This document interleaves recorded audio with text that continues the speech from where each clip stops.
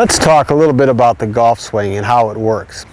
I like to demonstrate the swing at a horizontal level using this visual aid because it makes it much easier to see how the club face and the path relate to the target line. What we're going to actually do when we swing is we're going to learn to swing at this level and tilt it over and swing at the ball on the ground. So what exactly do we need to do in the golf swing to make it powerful and accurate? We need to get the club path going toward our target. We need to consistently get the club face square to the path that it's traveling on, and we need to get a lot of speed at impact for power and distance.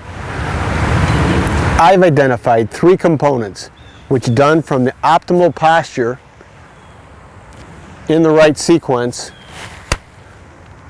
will produce consistently powerful and accurate shots. The 3 components are simply how you hold the club, the grip, how you move the swing, the turning of the body, and how you strike the ball, the hand-arm action. These 3 components are the root cause and effect to club path, face, and speed. They are the critical components of every swing. Let me show you how they work best. In order to get the path, the face angle, and the speed where we want, what do we need to know? Where do we start? The grip. The grip is the foundation for the swing because it allows the hinging of the wrist, which is our primary power source, and if it's in the correct position, the club face will return back to square when we let our arms release and relax. If it's one way or the other, it's going to tend to turn the club face during the swing and require a change in direction of the swing to hit the ball at our target. As far as the swing itself is concerned, we want a turn-driven swing. That means the turn is a source of movement for the swing, not the hands and arms. The swing itself works like a wheel. Think of the turn being like the axle of the wheel and the club head being the outside of the wheel. The turn itself has no effect on the club face position, yet the hand and arm action does. If we hit the ball with a turn-dominated swing, we effectively slow the rate of rotation of the club face down to its path, and we're able to be more accurate.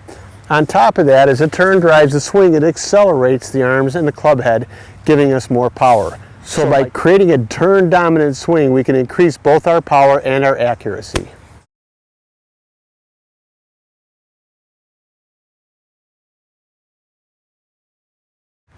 So what do we need to do to make our swing work correctly? First of all, we need to hold the club correctly. Get our grip in a position that when we release the club, it naturally will return to the square position. We don't have a turn one way so that during the swing it turns. We don't want to have to reroute our swing to get the club face back to square position coming to the target. Secondly, we have the hand-arm part of the swing, which is simply a hinge of the wrist done over here, forming an L shape, releasing over to that same hinge of the wrist on the other side. I call that L to L. That's the hitting action.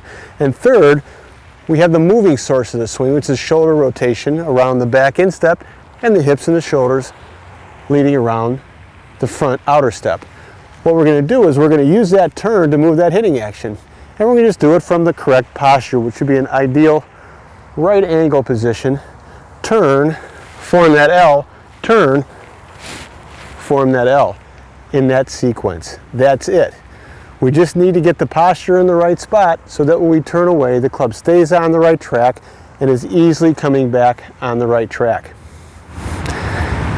If you do these 3 things correctly, from the right posture, in the right sequence, you're going to hit long and accurate shots on a consistent basis.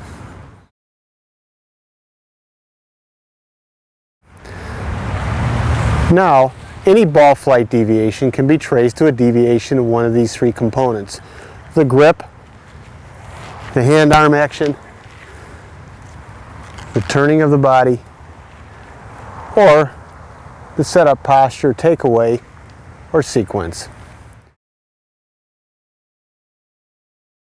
Take a look at how this works. For instance, in my hand-arm action, if I rotate the face too much, it's going to be difficult to bring the club face back. So we can do a drill that will help us keep the club face squarer for a longer time going through the hitting area to help us hit the ball straighter.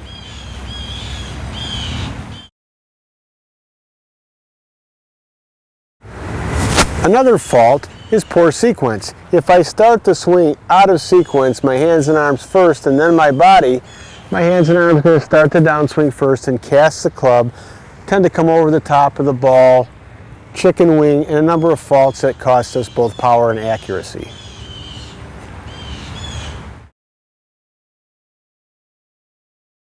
Fault is if I start in the incorrect posture, a turn will bring the club off the ideal swing plane, forcing me to come over to get it back on the swing plane and make it difficult. If we start in the correct posture and sequence, we get the club on a simple plane and are able to keep the club shaft and the club head on the track much more easily.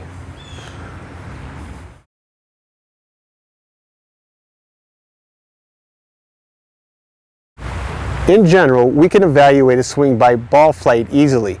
There are only 4 possible reasons why the ball may go off to the right of our target, and only 4 possible reasons why it would go off to the left.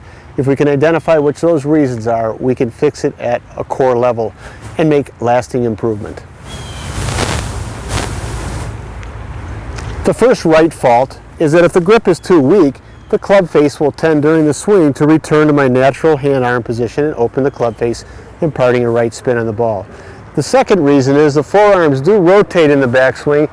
If we block the wrist, it's going to hold the club face open and cause the ball to go off to the right.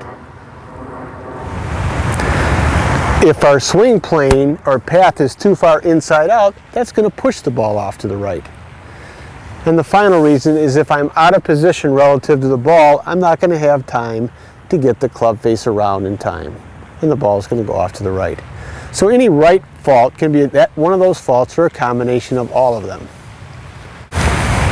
There are only 4 possible reasons why the ball would go off to the left. If our grip is too strong or turned to the right in the club, when we come through, the tendency of the hands would be to return to their natural relationship to our body and close the club face.